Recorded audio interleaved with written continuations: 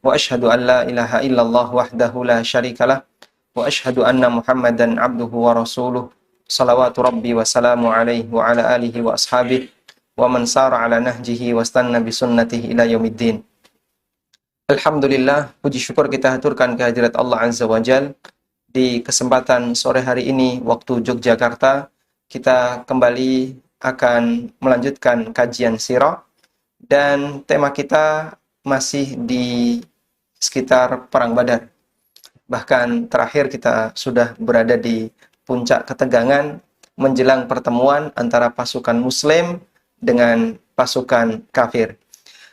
Dan insya Allah ta'ala, sebagaimana pada pertemuan sebelumnya, kita akan mendengarkan penjelasan yang disampaikan oleh Ustadzuna Al-Ustadz Fadil Wiramandiri Bahrun. Walhamdulillah, beliau telah membersamai kita. Assalamualaikum Ustadz. Waalaikumsalam warahmatullahi wabarakatuh. Kaifahalukum ya Ustadz? Alhamdulillah, bekhair Ustadz. Ustadz gimana? Sehat antum Ustadz? Bikhair, alhamdulillah. Barakallahu fikum. Hayakumullah. Kita memohon kepada Allah, semoga Allah menjaga beliau, keluarga beliau, dan memberkahi seluruh aktivitas ilmiah beliau. Insya Allah waktu kajian kita sebagaimana biasanya sampai kurang lebih jam 5. Nanti bagi para pemirsa bisa melayangkan pertanyaan baik melalui nomor WA di nomor 081 221 567 890 maupun melalui telepon interaktif di nomor 081 22 444 3344. Kami ulang, Anda bisa berpartisipasi dalam acara ini dengan menyampaikan pertanyaan maupun masukan atau yang lainnya melalui WA di nomor 081 221 567 890. Dan Anda juga bisa melayangkan pertanyaan melalui telepon interaktif di nomor 0812 2444 3344. Baik, untuk memanfaatkan waktu, kita akan dengarkan penjelasan yang disampaikan oleh Ustadz Fadil Wiramandiri Bahrun, wa ilaihi falyatafaddal mashkura. Baik. Bismillahirrahmanirrahim. Alhamdulillahirabbil alamin, wassalatu wassalamu ala nabiyyina Muhammadin wa ala alihi wa sahbihi wa man ittaba'a hudahu ila yaumiddin, amma ba'd. Jazakallahu khairan. Pertama-tama kali kami ucapkan kepada Ustadz Aminur Baiz dan juga tim beliau yang di sore hari ini, ya, karena usaha dan partisipasi aktif dari semuanya, kita kembali bisa bertemu, ya, tidak lepas dari taufik Allah Subhanahu wa taala. Di sore hari ini kembali kita dipertemukan oleh Allah Subhanahu wa taala untuk melanjutkan kembali kajian kita membahas sejarah dari peperangan yang dialami oleh Rasul Shallallahu alaihi wasallam sepanjang perjalanan hidup beliau. Saudaraku kaum muslimin yang dimuliakan oleh Allah Subhanahu wa taala, pada pertemuan yang terakhir kita telah bahas bagaimana asal muasal dari peperangan Badar, ya, sampai kepada ketika rombongan dagang kaum musyrikin yang ketika itu dipimpin oleh Abu Sufyan mengirimkan utusan ke kota Makkah meminta bala bantuan karena pasukan mereka atau karena rombongan dagang mereka akan dicegat oleh kaum muslimin. Kemudian pasukan kaum musyrikin Makkah pun berangkat menuju kota Madinah untuk menyelamatkan pasukan atau menyelamatkan rombongan dagang dari Abu Sufyan, sampai kemudian Abu Sufyan berhasil meloloskan diri dari kejaran kaum muslimin lalu mengirimkan kembali utusan ke Makkah untuk mencegah atau untuk mengkabarkan bahwa tidak perlu untuk berangkat ke Madinah. Kenapa? Karena pasukan atau karena rombongan dagang dari Abu Sufyan telah berhasil untuk meloloskan diri. Namun karena kesombongan beberapa orang pembesar Quraisy, ya, mereka tetap berjalan, ya, menuju kota Madinah untuk menghadapi pasukan kaum muslimin yang ketika itu sudah mendekati sebuah tempat yang bernama Badr. Ya, dan ini, ya, tempat yang nantinya akan menjadi saksi pertempuran, ya pertama atau pertempuran besar pertama antara kaum muslimin dan kaum musyrikin. Saudaraku kaum muslimin yang dimuliakan oleh Allah Subhanahu wa taala, Badr sendiri itu adalah sebuah tempat ya, sebuah tempat yang letaknya cukup strategis. Badr ini terletak di antara maksudnya terdapat di pertigaan ya, jalur antara jalur yang menuju ke kota Madinah, kemudian jalur yang menuju negeri Syam dan jalur yang menuju kota Makkah. Kenapa dia disebut Badr? Disebutkan oleh para ulama bahwa ada sejarahnya. Ya, dahulu ada sebuah sumur, ya, sebuah sumur yang dijadikan sumber air bagi orang-orang yang melintasi tempat tersebut, dan yang menggalinya pertama kali adalah seseorang yang bernama Badr Al-Ghifari. Ya, Badr Al-Ghifari. Badr Al-Ghifari ini adalah seseorang yang berasal dari Bani Ghifar. Dia yang menggali sumur pertama kali di situ, kemudian dikenallah daerah tersebut sebagai Badr. Letaknya kalau diukur dari kota Madinah itu sekitar 130 km. Adapun dari kota Makkah letaknya sekitar 400 km. Jadi lebih dekat ke kota Madinah. Tapi jangan bayangkan jarak segitu dekat ya. Zaman dahulu jarak segitu itu sudah jauh ya. Ya, mereka membutuhkan waktu berhari-hari untuk menempuh jarak menuju Badr ya, 130 km. Baik, kemudian saudaraku kaum muslimin yang dimuliakan Allah, mungkin bisa ditampilkan bagaimana. Nah, ini lembah Badr. Ya, ini lembah Badr, dan tempat yang dahulu dijadikan tempat perperangan ya, sekarang sudah diliputi atau istilahnya di sekitarnya itu sudah menjadi tempat pemukiman. Jadi kalau kita melihat posisi sekarang tempat pertempuran itu sekarang sudah dipagari, jadi mungkin seperti Uhud ya, seperti Uhud di kota Madinah kan sekarang sudah ada pembangunan, kemudian dipagari ya. Di sana ada para syuhada Badar itu juga ada posisinya di sana. Nanti kita akan tampilkan juga gambarnya nanti setelah kita bahas peperangan, kita akan tampilkan letak dari kuburan para syuhada Badar. Baik, saudaraku kaum muslimin yang dimuliakan oleh Allah Subhanahu wa taala, setelah orang-orang Quraisy, ini pedagang Quraisy berhasil meloloskan diri, kemudian terdengar kabar di telinga Rasul Shallallahu Alaihi Wasallam bahwa pasukan Quraisy ya sekarang bergerak menuju kota Madinah, maka Rasul Shallallahu Alaihi Wasallam kemudian bermusyawarah dengan para sahabat. Ya, mereka bermusyawarah dengan para sahabat. Apa yang harus kita lakukan sekarang? Ya, apakah kita kembali ke kota Madinah ataukah kita maju untuk menuju mereka, ya, menghadang kaum musyrikin dan berperang memerangi mereka. Jadi sempat Nabi Shallallahu Alaihi Wasallam meminta pendapat para sahabat, baik itu dari kalangan muhajirin maupun dari kalangan ansor. Ini menunjukkan kepada kita bahwa Rasul Shallallahu Alaihi Wasallam ini sangat mengutamakan yang namanya musyawarah. Ya, jadi walaupun beliau sebagai seorang pemimpin tertinggi, beliau tetap meminta pendapat dari para sahabat beliau, meminta bagaimana pandangan dari para sahabat beliau. Maka ketika bertanya kepada kaum muhajirin, ya, kaum muhajirin adalah para sahabat yang berhijrah dari kota Makkah ke kota Madinah, maka mereka dengan tegas menunjukkan dukungan mereka kepada Rasul Shallallahu Alaihi Wasallam. Wahai Rasulullah, kata mereka, kami tidak akan membiarkan engkau sendiri berperang, ya, kami tidak akan mengucapkan sebagaimana apa yang diucapkan oleh Bani Israel kepada Nabi Musa alaihissalam. Idhab anta wa rabbuka faqatila inna hahuna qa'idun. Ya, pergilah engkau dan Rabbmu, maka berperanglah kalian berdua, adapun kami akan tetap berada di sini. Oh, ini menunjukkan loyalitas yang luar biasa dari para sahabat. Ya. Berarti ini dari siapa? Dari kalangan muhajirin. Kemudian bagaimana dengan ansor, ya? Pada hakikatnya Ansor itu ketika membaiat Rasul Shallallahu Alaihi Wasallam, ketika mereka membaiat Rasul Shallallahu Alaihi Wasallam, tidak ada kewajiban bagi orang-orang Ansor untuk memberikan perlindungan kepada Rasul Shallallahu Alaihi Wasallam, melainkan ketika Rasulullah berada di dalam kota Madinah. Ya, sekarang ini sudah keluar dari kota Madinah. Maka Rasul SAW bertanya kepada Ansor, ya, kalau kalian dulu ketika baiat, ya, tidak ada kewajiban untuk melindungiku. Ya, Tapi kemudian Sa'ad bin Mu'adz sebagai pemimpin orang Ansor ya menegaskan dukungannya kepada Nabi SAW, kalau engkau memutuskan untuk berperang, maka kita berperang. Akhirnya Rasul SAW pun dan para sahabat ya sepakat untuk menyongsong kedatangan pasukan kaum musyrikin ketika itu. Memberanikan diri untuk tetap menghadapi ya. Betul, Ustaz. Memberanikan diri untuk tetap menyongsong kedatangan orang-orang musyrikin Quraisy. Dan waktu itu sebenarnya mereka tidak punya persiapan sama sekali karena kan pasukan yang dibawa oleh Rasul Shallallahu Alaihi Wasallam ini kita kembalikan lagi dulu.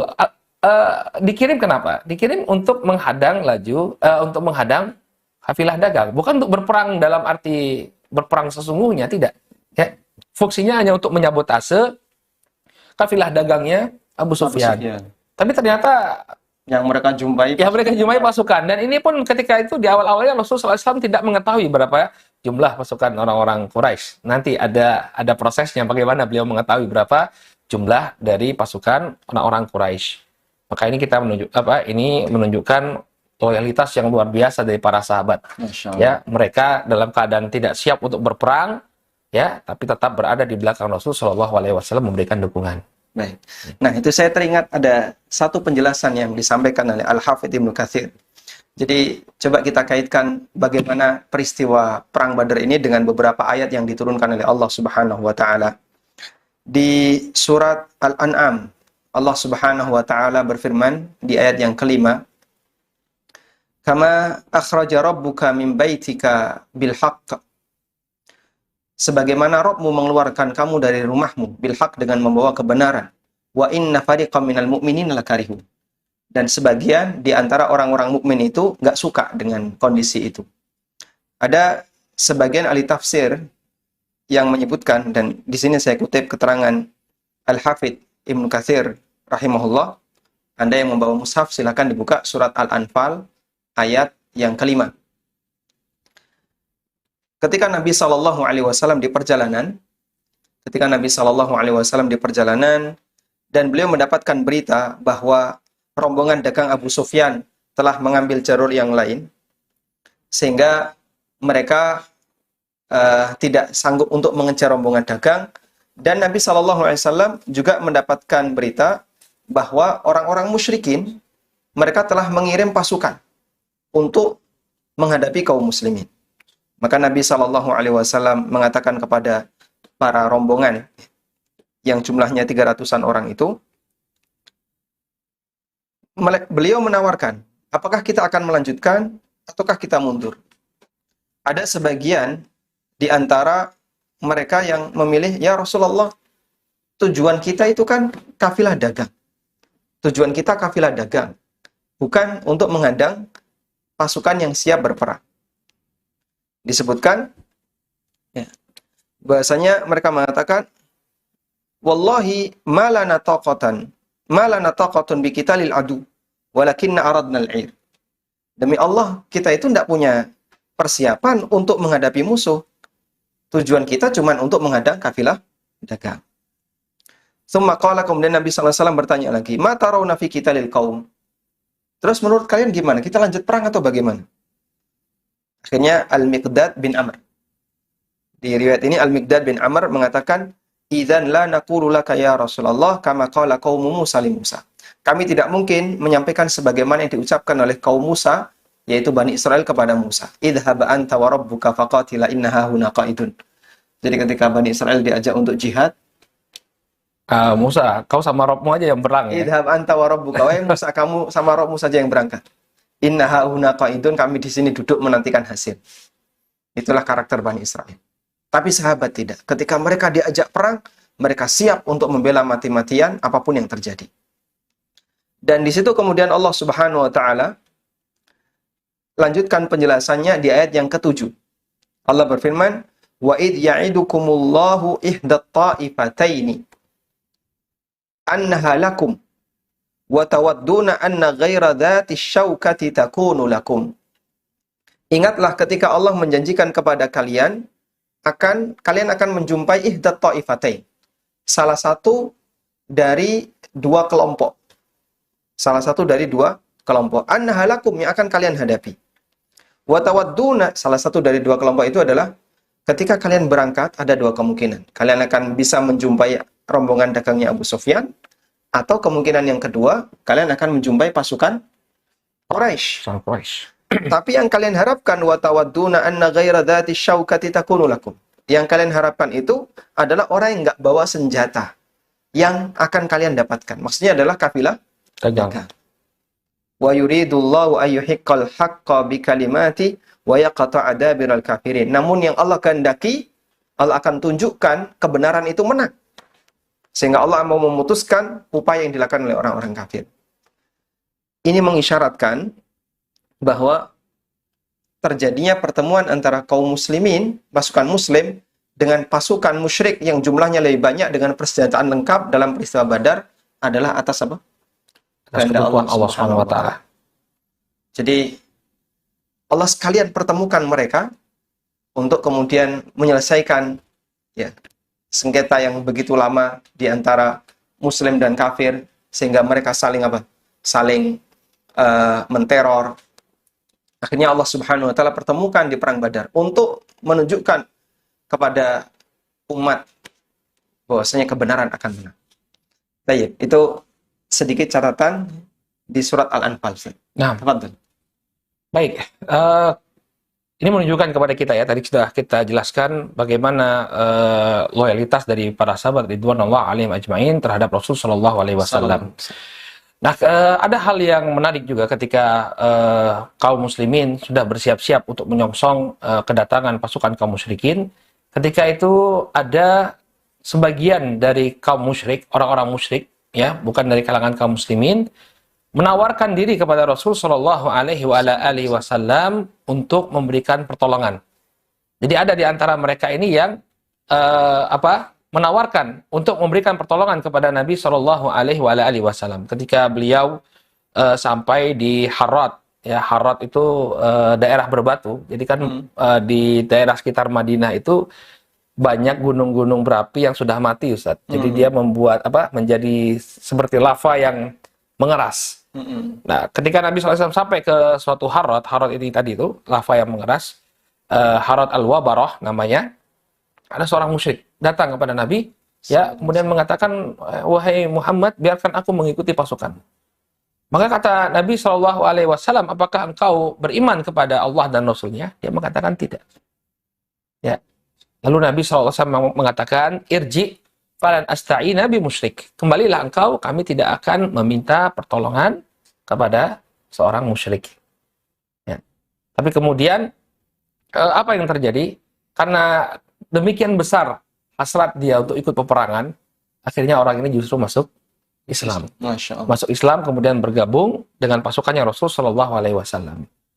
Nah, di sini ada suatu faedah yang diambil oleh para ulama berkenaan dengan meminta pertolongan kepada orang-orang musyrik.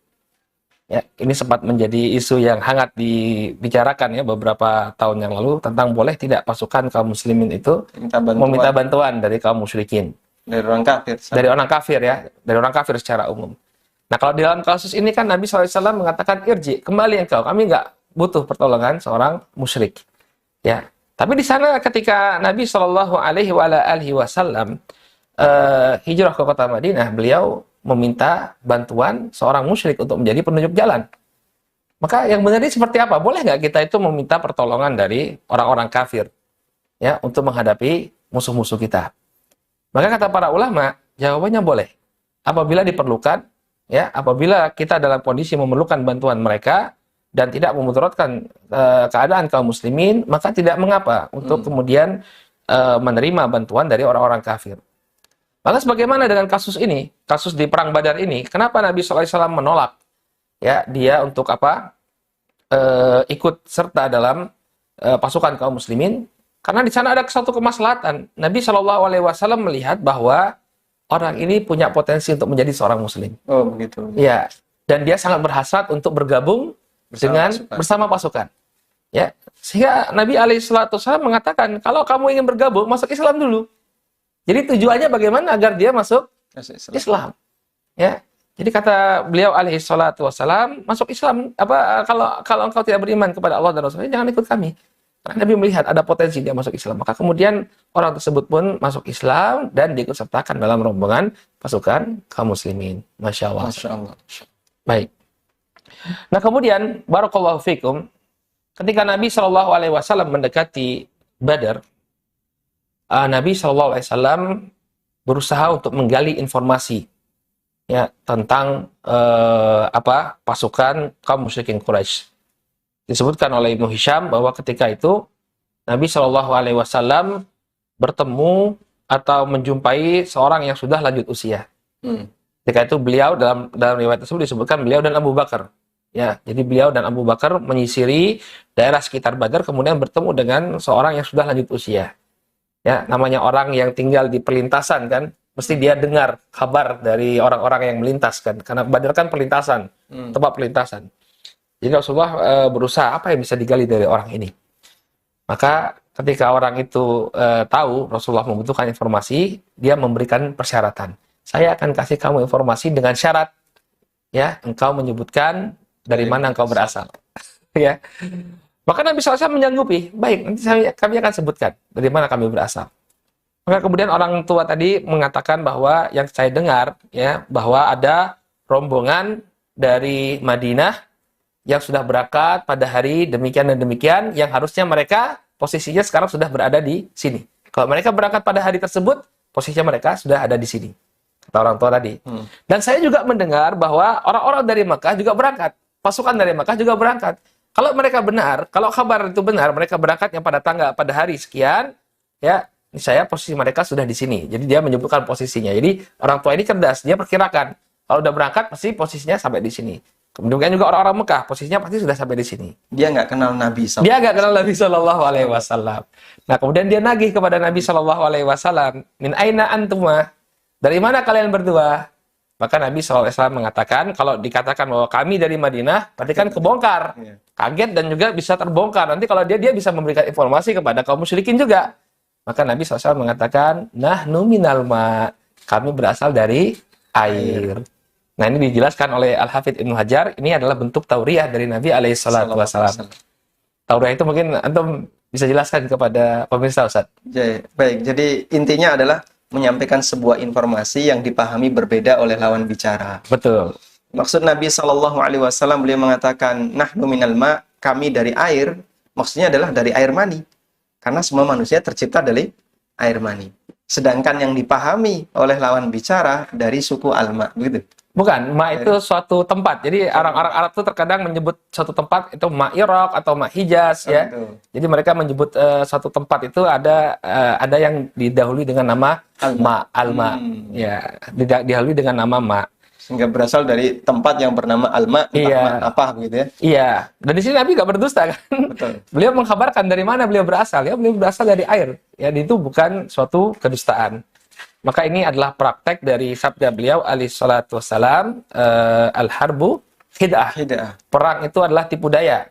Dan juga dalam hadis yang lain yang diriwayatkan oleh Imam Abu Daud dan Tirmidzi, tidaklah dihalalkan kedustaan itu kecuali pada 3 perkara.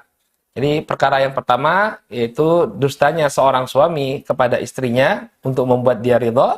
Kemudian yang kedua adalah dusta di dalam peperangan. Dan yang ketiga, dusta untuk mengislahkan 2 orang yang bertikai, ya, untuk islah, ya. Nah, ini praktek dari Nabi SAW. Tapi kata para ulama, dusta yang beliau lakukan bukan dusta murni, tapi itu tadi tauriyah. Jadi menggambarkan sesuatu yang dianggap oleh orang sesuatu yang berbeda, yang lain. Dipahami berbeda oleh lawan bicara. Nah, ini praktek Nabi SAW dalam peperangan. Nah, dan di sini juga kita bisa melihat, saudaraku kaum muslimin yang dimuliakan Allah Subhanahu wa taala, bahwa peperangan dalam Islam itu bukan soal angkat senjata, adu senjata saja, ya. Tapi juga tentang strategi, ya, tentang telik sandi. Kalau bahasa sekarangnya itu adalah intelijen, ya. Mata-mata, ya. Nabi SAW mencoba untuk menggali informasi tentang keberadaan musuhnya.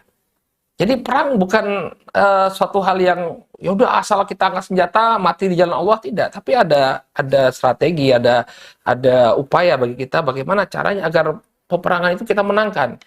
Salah satunya adalah mengumpulkan informasi. Dan ini menunjukkan kepada kita tentang pentingnya informasi ya. Dahulu ada sebuah faedah yang disampaikan oleh Syekhona Abdullah ya, al-ilmu bisyai' ya, al-ilmu bisyai' khairun min adamih. Jadi ilmu tentang sesuatu itu lebih baik daripada kita nggak punya ilmu sama sekali. Pengetahuan kita terhadap musuh itu jauh lebih baik daripada kita nggak punya pengetahuan sama sekali tentang gambaran sama sekali tentang musuh kita. Al-ilmu bisyai' ini maknanya umum, Semua perkara. Semua perkara ya. Dan itu juga diakui orang zaman sekarang ini kan, mungkin Ustadz tahu sendiri perkembangan dunia internet sekarang kan, orang jualan data sekarang ya Ustadz. betul. Nah, ini sangat relevan. Jadi Nabi SAW sebenarnya sudah menunjukkan kepada kita tentang pentingnya informasi. Sebelum berperang, gali informasi sebanyak-banyaknya. Dan bukan cuma ini saja Ustadz. Ya, bukan hanya dari orang tua ini saja. Beliau alaihi salatu wassalam mencoba untuk menggali informasi. Ya, boleh sekali lanjutkan Ustaz? Silakan. Ya. Jadi disebutkan bahwa untuk mengumpulkan informasi yang komplit tentang bagaimana keadaan pasukan kaum musyrikin ini, Nabi SAW mengirimkan beberapa sahabat, ya, di antaranya Ali bin Abi Thalib, kemudian Az-Zubair bin Awam, dan Sa'ad bin Waqqas untuk memutar, untuk melakukan patroli di sekitar Badar. Ternyata ketika itu, barakallahu fiik, pasukan Quraisy itu sudah mendirikan kemah tidak jauh dari Badar. Lalu mereka mengirim 2 orang budaknya untuk mencari air di sekitar sumur Badar. Kemudian ditangkap oleh Ali, Az-Zubair, dan juga Sa'ad bin Abi Waqqas. Dibawa ke hadapan Rasul SAW, kemudian diinterogasi. Jadi zaman dulu itu interogasi sudah ada.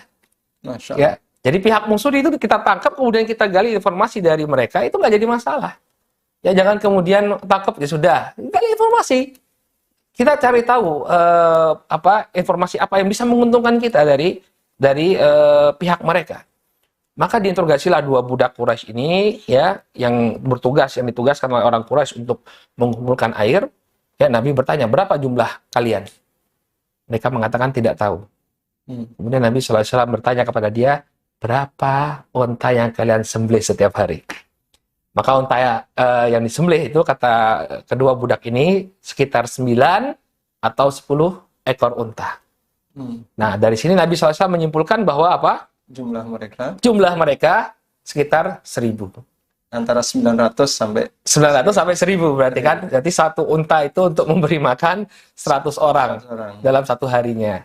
Nah, jadi ini penggalian informasi. Jadi Nabi SAW betul-betul mencoba untuk menggali informasi dan melakukan analisa. Oh, kalau misalnya 9 sampai 10 unta yang disembelih tiap harinya, berarti jumlah pasukan mereka 1000. Benar. Jumlah pasukan Quraisy memang 1000 orang. Lalu kemudian Nabi SAW menanyakan kepada kedua budak yang ditangkap ini, siapa saja ya yang ada di barisan mereka. Kemudian disampaikan ada Utbah bin Rabi'ah, ada Syaibah bin Rabi'ah, kemudian ada Abu Jahal, ya.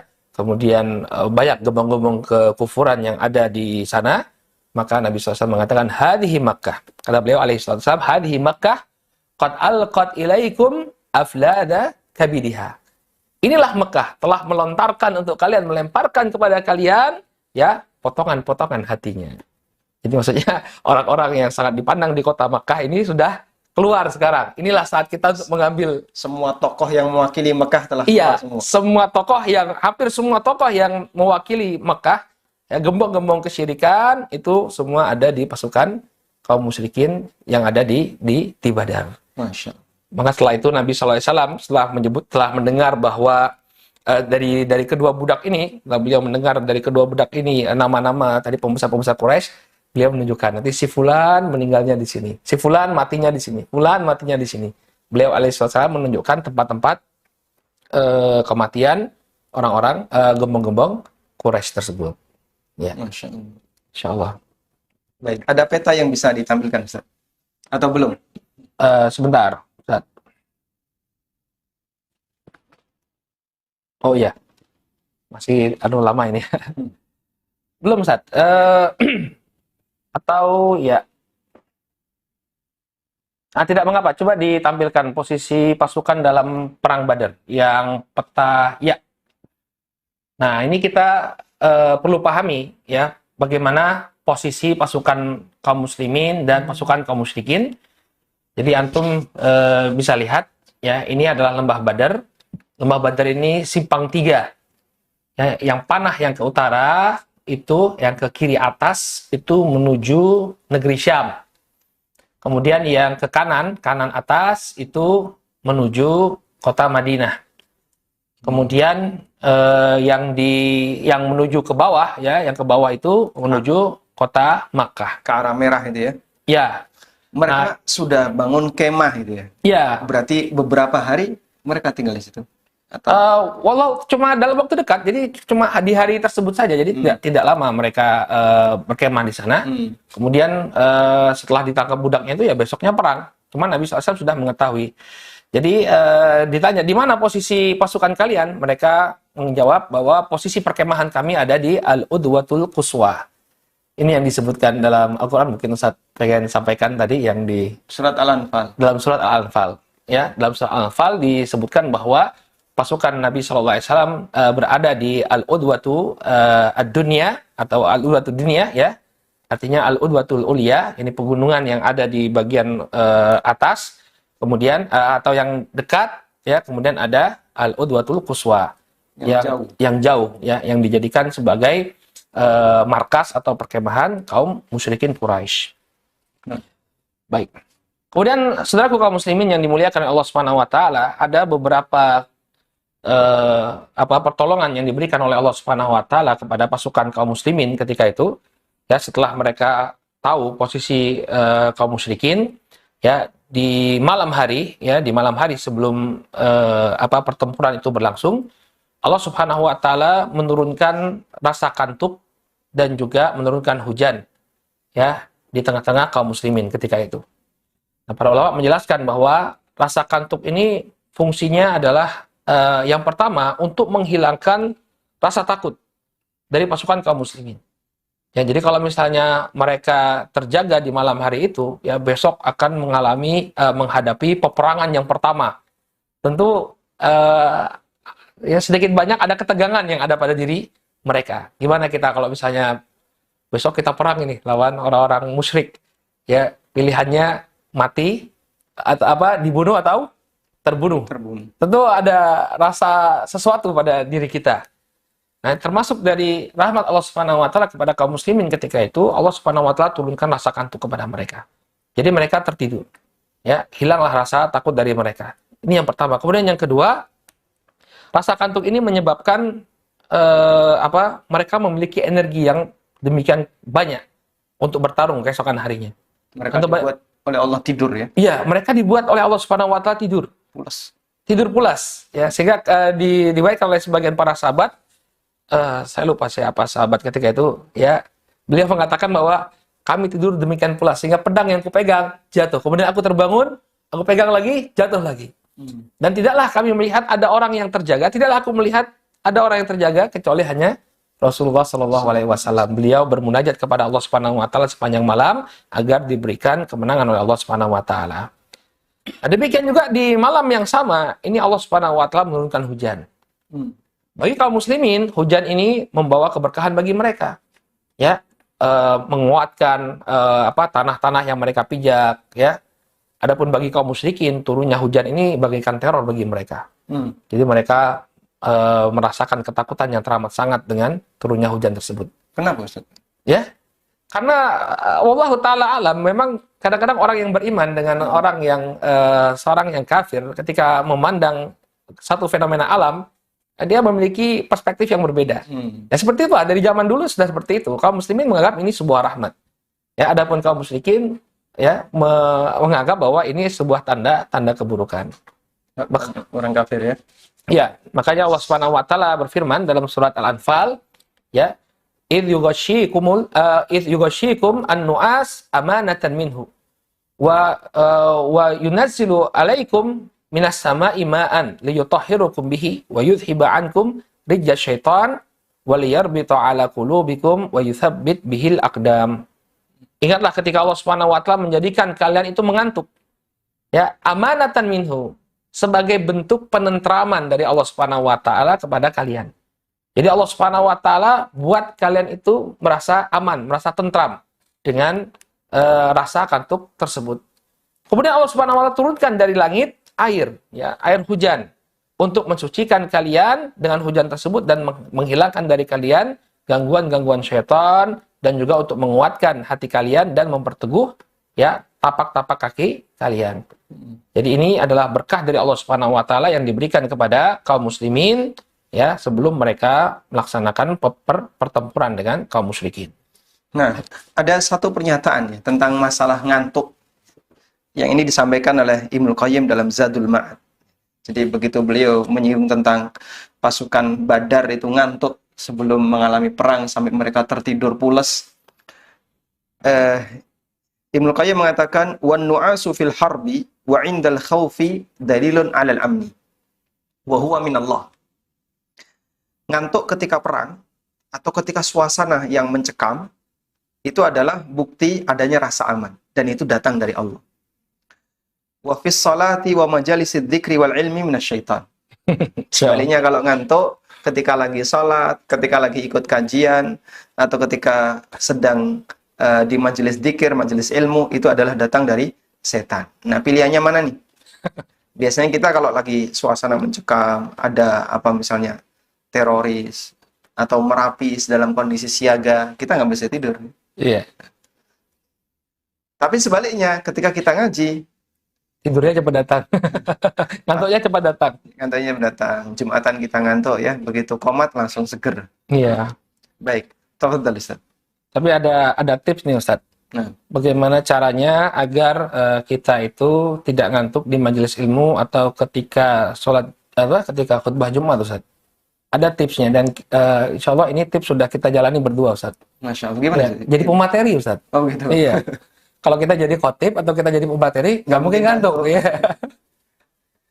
Ya, nggak ada khotib itu ngantuk waktu ketika khutbah. Kalau dia ngantuk, ya semuanya tidur. Baik. Baik. Tafadhal Ustaz. Baik. Nah kemudian ketika di keesokan harinya, Nabi Shallallahu Alaihi Wasallam itu mulai menata pasukan.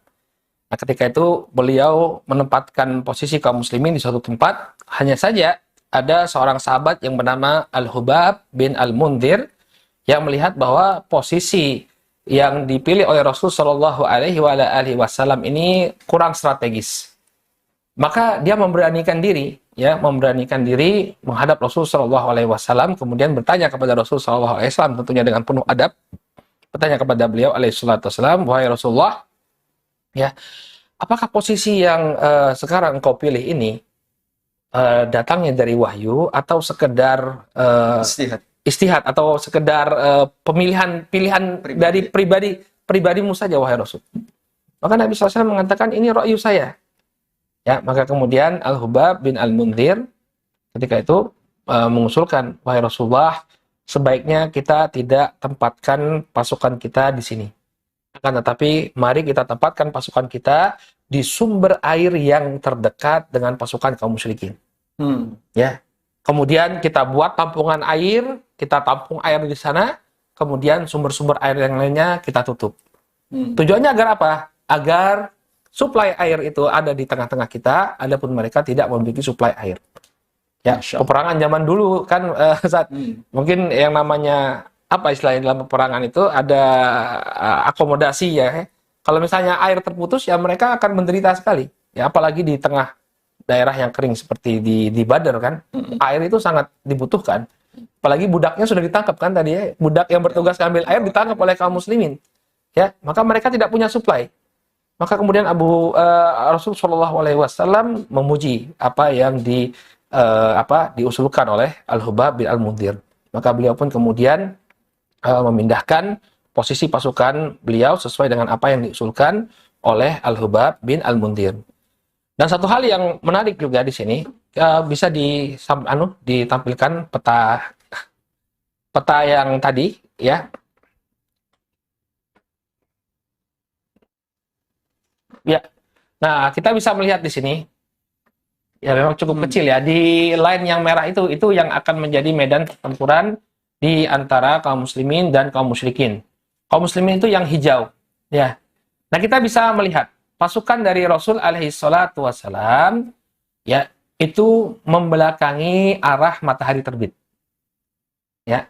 Sedangkan pasukan kaum musyrikin dipaksa untuk menghadap ke arah matahari terbit. Ya. Nah, ini ada buku yang bagus, Ustaz. Judulnya itu Rasulullah Al-Qaid. Rasulullah sebagai seorang komandan, panglima. Di sana dibahas bagaimana strategi perangnya Rasulullah SAW dan bagaimana beliau itu memanfaatkan kondisi geografis medan pertempuran.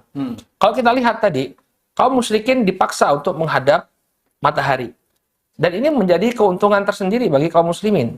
Kalau orang perang, kemudian dia menghadap matahari, maka akan silau bagi dia. Menghadap ke arah sumber cahaya. Iya, menghadap ke arah sumber cahaya. Kalau kita menghadap ke arah sumber cahaya, mau memanah, silau. Mau mengayunkan pedang pun agak susah. Kenapa? Karena silau. Sama seperti kita jadi pemateri, Ustaz, ya? Ya, Dikepung dengan cahaya. dikepung oleh cahaya. Dengan lampu di sekitar kita. Iya, tapi dia alhamdulillah redup. Softbox. Ya. Nah, ini juga menunjukkan kepada kita, Masya Allah ya, berapa hal yang kita sampaikan tadi, semuanya menunjukkan bahwa ya peperangan itu perlu strategi. Peperangan bukan hanya sekedar Anda angkat senjata kemudian berperang dengan dengan penuh semangat, tidak. Tapi juga memerlukan adanya strategi. Lihat bagaimana kondisi Nabi SAW ketika Al-Humam bin Al-Mundir memberikan usulan untuk memindahkan pasukan, beliau terima. Dan lagi-lagi kita bisa melihat bahwa Nabi SAW seorang yang sangat terbuka, ya. Dan mungkin kalau kita lihat susunan militer di masa sekarang, Ustaz, seorang prajurit, yang mungkin pangkatnya prajurit atau pangkatnya cuma sersan, akan sulit untuk memberikan usulan kepada seorang jenderal. Ya, tapi Nabi SAW, Nabi SAW, siapapun itu, ketika dia memberikan ide yang baik, beliau tampung, dan kalau idenya baik, beliau laksanakan.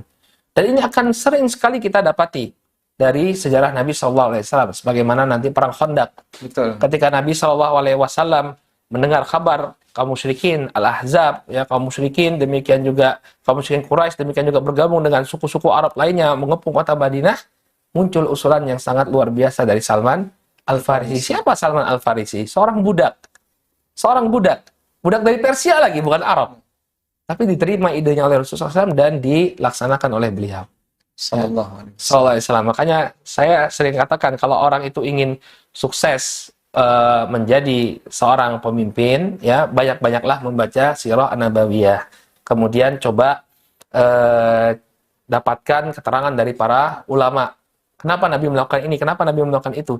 Maka niscaya dia akan mendapatkan kepemimpinan yang demikian ideal, kepemimpinan yang demikian efektif, kepemimpinan yang demikian berhasil. Ya, salah satunya seperti ini. Seorang pemimpin setinggi apapun kedudukan dia, kalau dia tidak mau mendengar orang yang ada di bawahnya, maka sulit bagi dia untuk mendapatkan keberhasilan yang total. Ya. Ini di antara contoh bagaimana Nabi SAW mengakomodir para sahabat ridwanullah alaihim ajma'in. Dan adabnya sahabat luar biasa, ya. Betul. Sebelum menyampaikan saran itu, tanya dulu, ini wahyu ataukah ijtihad pribadi? Iya. Nabi SAW kemudian menyampaikan, bal hadza min ra'yi, ini atas gagasan pribadi saya. Betul. Dan sahabat, kalau ini ra'yu, berarti masih memungkinkan untuk dikasih koreksi. Betul. Dan pemirsa, Nabi SAW betul menurut pendapat yang kuat, beliau beristihad. Iya. Beristihad. Tapi istihad Nabi SAW dibimbing oleh Allah. Dan jika keliru, pasti nanti Allah akan arahkan ke yang lain. Nah, tafadhal Ustaz. Baik. Nah, kemudian setelah Nabi SAW ya menempatkan pasukan, maka berhadapanlah pasukan kaum muslimin dan kaum musyrikin. Nah, ini tepatnya terjadi pada tanggal 17 Ramadan, tanggal kedua Hijriah. Tahun kedua Hijriah. Baik, diingat-ingat pemirsa, 17 Ramadan 2 Hijriah. Tahun 2 Hijriah. Nah, ketika itu Nabi SAW ya meminta agar Allah Subhanahu wa taala membinasakan kaum musyrikin. Ya, ketika sudah berhadapan pasukan kaum muslimin dan kaum musyrikin, maka Nabi SAW meminta agar Allah Subhanahu wa taala membinasakan kaum musyrikin. Nah, ketika itu setelah berhadapan-hadapan pasukan ini, ya, orang-orang Quraisy ketika itu mengajukan 3 orang jagoan dari kalangan mereka menantang kaum muslimin untuk berduel. Ini kita sudah mulai masuk ke dalam bagaimana pertempuran yang terjadi. Ini dua pasukan sudah bertemu ya? Ya, Tapi belum campur. belum campur. Dua pasukan sudah mengambil posisi. Ya, pasukan kaum muslimin membelakangi matahari, sedangkan pasukan kaum musyrikin menghadap matahari. Kemudian kaum musyrikin mengirim 3 orang utusan ya untuk mengajak duel kaum muslimin. Mereka mengirimkan Utbah bin Rabi'ah, kemudian saudara laki-lakinya Syaibah bin Rabi'ah, dan putra dari Utbah, yakni Al-Walid bin Utbah. 3 orang ini datang untuk menantang dari kaum musyrikin siapa di antara mereka yang akan berduel ya dengan ketiga orang ini. 3 orang ini dari Bani apa? Rabi'ah. Wallahu ta'ala alam, dari Yang jelas termasuk dari Quraisy ya, semuanya dari Quraisy. Ya. Utbah bin Bani Hashim ataukah bukan Bani Hashim ya, Bani Makhzum atau Bani yang Wallahu ta'ala alam. Yang jelas dia termasuk pemuka ya. Termasuk pemuka Quraisy. Ya, Utbah bin Rabi'ah, kemudian Syaibah bin Rabi'ah dan Al-Walid bin Utbah. Kemudian kaum muslimin pun mereka mengirimkan ya ketika itu perwakilan untuk menghadapi ketiga jagoan ini. Hanya saja ya ketiga perwakilan ini berasal dari kalangan Ansor. Ya, maka ketiga jagoan ini menolak untuk berhadapan dengan Ansor. Wahai Ansor, kami tidak ada urusan dengan kalian. Ya, urusan kami adalah dengan anak-anak dari paman-paman kami dan anak dari bibi-bibi kami. Maksudnya mereka ingin agar yang menghadapi mereka juga adalah orang-orang Quraisy, para muhajirin, orang-orang yang pindah dari kota Makkah ke kota Madinah. Maka kemudian Rasulullah SAW, oke, kalau mereka menginginkan untuk menghadapi Quraisy, kita kirimkan orang-orang Quraisy. Maka kemudian beliau alaihissalam mengirimkan paman beliau, ini Hamzah bin Abdul Muttalib. Kemudian beliau mengirimkan sepupu beliau Ali bin Abi Thalib, dan juga mengirimkan Ubaidah ibn al-Harith untuk melawan ketiga jagoan pedang ini. Maka ketika itu Hamzah berhadapan dengan Utbah, kemudian Ubaidah berhadapan dengan Al-Walid. Ya, posisinya seperti ini. Bisa ditampakkan peta.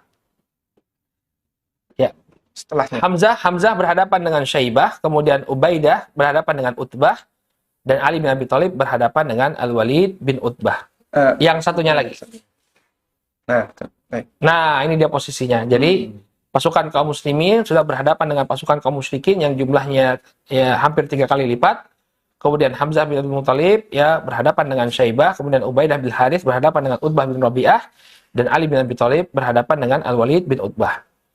Bagaimana jalannya duel ini? Ya, Hamzah bin Abdul Muttalib berhasil mengalahkan Syaibah ketika itu. Ya, berhasil mengalahkan Syaibah. Demikian juga Ali bin Abi Thalib berhasil mengalahkan Al-Walid bin Utbah. Tapi tidak dengan Ubaidah ibn Harith. Ubaidah bin Harith ketika itu terluka ya, beliau terluka ya, tidak mampu menghadapi Utbah bin Rabi'ah. Kemudian Hamzah dan Ali yang telah menyelesaikan pertarungannya membantu Ubaidah bin Harith kemudian membunuh Utbah bin Rabi'ah. Kemudian Ubaidah bin Harith dibawa ke belakang ya, dibawa ke belakang setelah beliau terluka ya. Ubaidah bin Harith dibawa ke belakang, dan nanti beliau juga termasuk yang mati syahid dalam pertempuran tersebut ya. Ubaidah bin Harith di perang Badar mati syahid. Iya, kemudian meninggal dunia di perang Badar. Nah, baik. Nah, seperti ini disebut dengan mubarazah, betul saya? Ya, duel. Ya, perang tanding, duel. Dan itu kebiasaan masyarakat di masa silam. Sebelum mereka melakukan perang yang sesungguhnya, pertemuan antara pasukan satu dengan pasukan dua kemudian berkecamuk, sebelumnya mereka dahului dengan mubarazah seperti ini, perang tanding seperti ini, dalam rangka untuk apa istilahnya? Unjuk kekuatan. Unjuk kekuatan. Jadi yang menang, Masya Allah, nanti semakin bangga pasukannya, akan menjadi support tersendiri. Sama seperti kalau sepak bola, gol yang pertama. Gitu. Nah, Allah Subhanahu wa Ta'ala menyinggung hal ini dalam firman-Nya di surat Al-Hajj ayat 19. Allah berfirman, "Hadzani khasmani ikhtasamu fi rabbihim." Inilah 2 orang yang bersengketa. Ikhtasamu fi rabbihim, yang mereka bersengketa tentang Rabb-nya. Yang satu mentauhidkan Allah, yang satu menyekutukan Allah. Lalu mereka sengketa, siapa di antara kita berdua yang benar? Sengketanya sampai terjadi pertumpahan darah. Allah Subhanahu wa taala abadikan di surat Al-Hajj ayat 19. Baik, silakan dilanjut Ustaz. Baik, dan di Perang Badar ini kita akan dapati berbagai kisah heroik ya, yang luar biasa.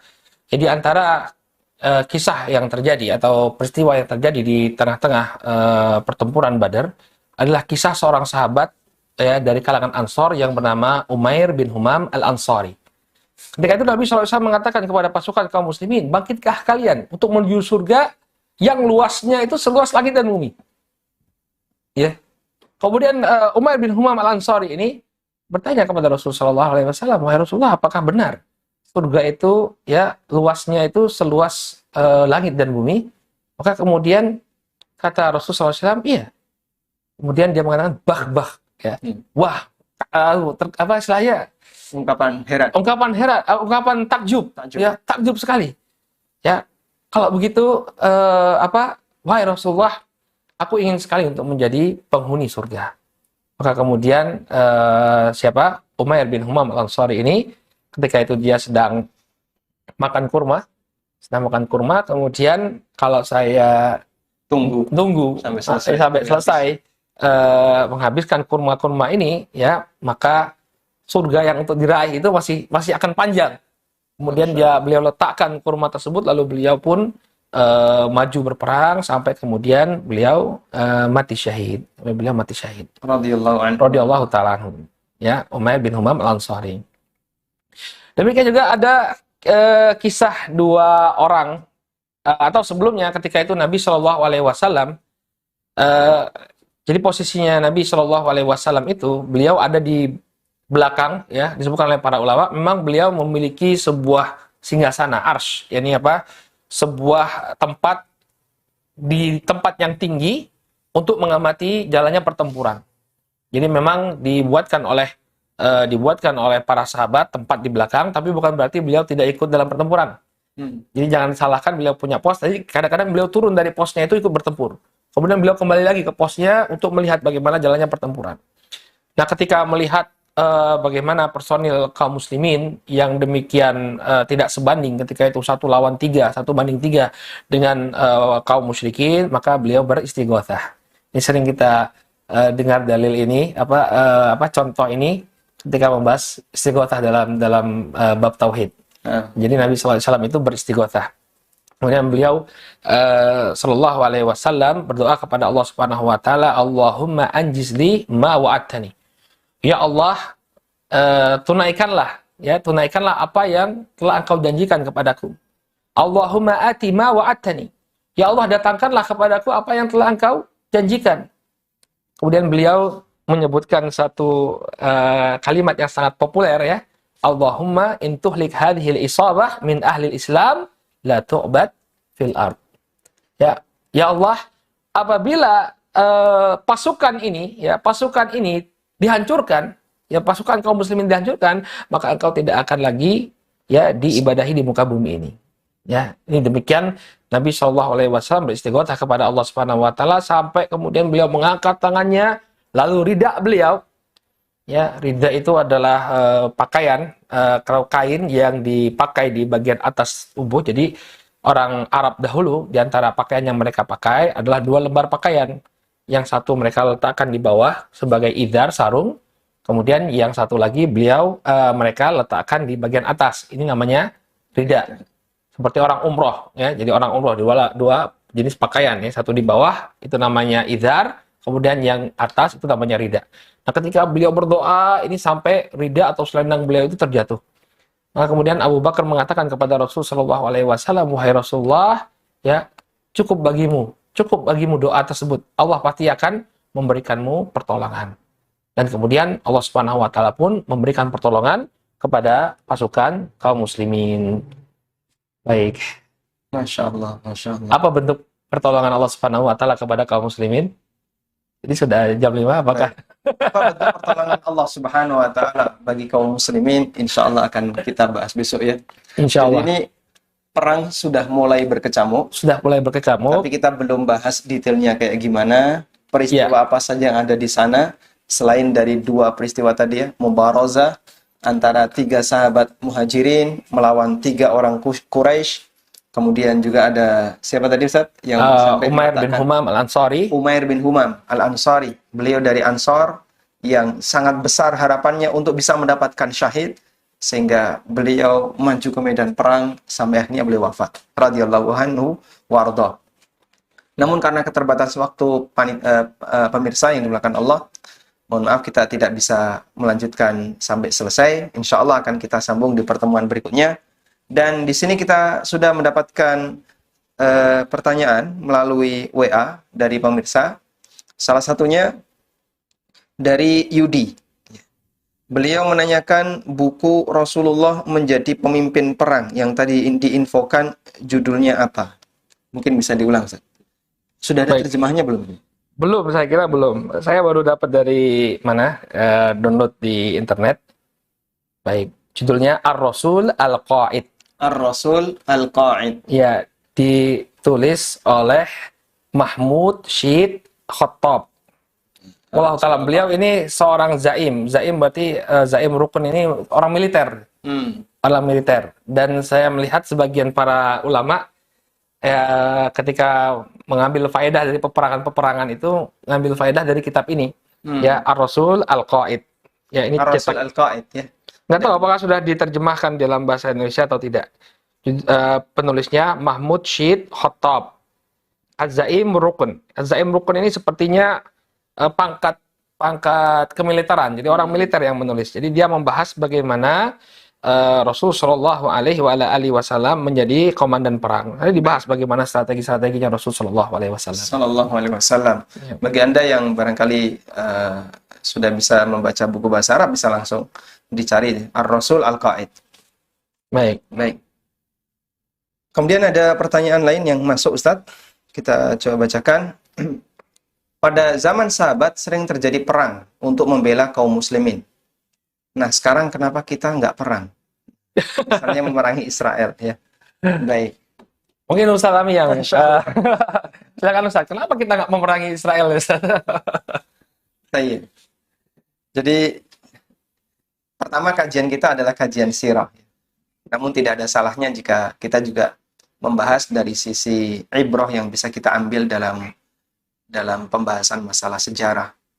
Dan jika Anda bertanya kenapa kita tidak memerangi Israel, pertama yang perlu kita tahu bahwasanya perang itu harus dikomando oleh negara. Sehingga tidak bisa berangkat dari pribadi. Saya mau perang, lalu perang. Saya mau berangkat sendiri, lalu berangkat sendiri. Tidak bisa. Harus ada bendera. Harus ada komando. Karena itu, jika pertanyaannya adalah kenapa kita tidak perang? Maka yang menjadi pertanyaan berikutnya, Anda berada di komando siapa? Kalau di negara Indonesia, sebenarnya kita sudah lama memutus hubungan dengan Israel. Makanya di sini tidak ada ya. Hubungan diplomatik Dengan Israel nggak ada ya. Iya. Nggak ada dubes Israel di Indonesia. Karena Indonesia memutuskan hubungan diplomatik dengan Israel. Sehingga kita tidak menjalin hubungan baik dengan pihak Israel. Demikian pula secara umum di negara kita masyarakatnya anti Yahudi. Dan pemerintah Indonesia belum menerima Yahudi sebagai salah satu agama yang boleh diikuti oleh masyarakat. Ya, meskipun kalau dari sisi personal mungkin ada 1-2 orang yang mereka memilih agama Yahudi. Wa ala kullin, intinya masalah peperangan bukan masalah hal yang ringan, itu butuh banyak kajian. Sehingga kesimpulannya kenapa kita tidak perang, masih banyak ketentuan dan persyaratan yang belum bisa kita penuhi untuk sampai terselenggaranya perang melawan Israel. Mungkin juga muncul pertanyaan berikutnya, lalu kenapa negara-negara Arab yang berada di sekitar Israel tidak memerangi Israel? Mereka sudah pernah mencoba Betul sesungguhnya. sekali. Mereka sudah pernah mencoba. Ada perang 6 hari ya yang dilakukan secara serentak oleh pasukan negeri-negeri Arab ya, Mesir, Suriah, Lebanon, kemudian juga ketika itu siapa ya di sekitar Palestina, Sudan ya. Jadi mereka berkumpul ya orang-orang negara-negara Arab yang berkumpul dalam Liga Arab ketika itu dipimpin oleh Presiden Jamal Abdel Nasser ya. Hmm. Mereka berusaha untuk menyerang Israel tapi itu gagal. Ya, gagal. Justru banyak wilayah-wilayah kaum muslimin itu dicaplok kembali oleh Israel. Ya, jadi bukan tidak pernah ada usaha untuk memerangi Israel, itu pernah. Ya, hanya saja usaha itu gagal. Padahal lihat Israel negara kecil tapi dikepung oleh negara-negara Arab yang notabene kekuatan militernya itu lebih besar tapi bisa kalah. Kenapa? Karena Israel ini dia walaupun negaranya kecil dia memiliki backing. Ada backingnya Ustaz. Yaitu negara superpower ya Amerika. Ya, jadi kekuatan kaum muslimin ketika itu tidak bisa menyaingi kekuatan militer mereka. Karena mereka di-backing oleh Amerika dan kemudian juga dijelaskan oleh para ulama ketika itu yang menyebabkan kegagalan bangsa Arab yang menjadi basic mereka memerangi Israel itu bukan Islam, tapi semangat nasionalisme Arab. Jadi ini bukan perang antara Islam dan orang-orang Yahudi, tapi perang antara bangsa Arab melawan bangsa Israel. Jadi ini juga perlu menjadi perhatian kita. Kapan Allah Subhanahu wa taala itu berikan pertolongan kepada kita? Ketika kita menjadikan landasan perang kita adalah untuk meninggikan kalimatullah. In tansurullaha yansurkum ya wa yutsabbit aqdamakum. Apabila kamu menolong agama Allah, maka Allah akan memberikan pertolongan dan Allah akan kokohkan kaki kalian. Nah, permasalahannya mereka berperang dengan membawa syiar-syiar nasionalisme. Demikian juga ya dijelaskan oleh banyak ulama di antara saksi hidup yang menyaksikan perang tersebut dan ada Syekh Muhammad Jamil Zainu. Dalam sebagian risalah beliau menggambarkan tentang bagaimana keadaan tentara kaum muslimin ketika itu. Mereka jauh sekali dari agama. Ya, kaum muslimin ketika itu ketika akan memerangi Israel, syiar-syiar mereka itu ya untuk menggerakkan semangat mereka. Mereka mendengarkan lagu-lagu dari seorang bidu wanita yang bernama Ummu Kulthum. Jadi di Mesir itu ada seorang bidu wanita yang sangat terkenal namanya Ummu Kulthum. Jadi ini yang menyemangati. Jadi bukan syiarnya itu adalah Quran dan Sunnah Nabi, Sirah Nabawiyah, tidak. Tapi lagu-lagu. Bagaimana mungkin Allah memberikan pertolongan? Bahkan kata beliau sangat kontras dengan dengan pasukan Israel ketika itu. Pasukan Israel ketika itu justru mereka sebelum perang mereka ke sinagog beribadah yang betul, meminta pertolongan dari Allah. Kata mereka ya, mereka beriman kepada Allah tapi tidak beriman kepada Rasul. Yahweh ya, beriman. Mereka meminta kepada Yahweh. Ya, sangat kontras. Sehingga ya Allah Subhanahu wa taala tidak memberikan pertolongan kepada kaum muslimin. Sehingga ini juga bisa kita katakan sebagai alasan mengapa kita tidak memerangi Israel misalnya. Kita nggak siap, jauh dari kata siap. Itu peristiwa Nakbah itu ya, betul. Apa Ustaz? Peristiwa Nakbah tahun 46. Itu Nakbah bukan, setelahnya, tahun 60-an. Namanya 60. Itu perang 6 hari. Ya, atau mereka mengenalnya sebagai perang Yom Kippur. Perang Yom Kippur ketika orang Yahudi sedang beribadah, ada hari di tengah-tengah mereka yang sama dengan hari Asyura di tengah-tengah kita. Ketika itu mereka sedang puasa, diserang oleh pasukan-pasukan Arab. Itu Yom Kippur. Tapi gagal. Bahkan wilayah kaum muslimin banyak yang diambil oleh mereka. Dataran tinggi Golan, sebenarnya Sinai itu diambil sama orang-orang Israel. Sehingga semakin diserang, justru mereka semakin meluas wilayahnya. Iya, semakin meluas. Baru kembali itu sejak mereka kemudian membuat perjanjian damai ya, di Camp David itu. Ketika presidennya sudah ganti, Anwar Sadat, baru ada kesepakatan damai antara Mesir dan Israel, baru dikembalikan kepada Mesir, wilayah yang diambil. Habis itu Anwar Sadat dibunuh.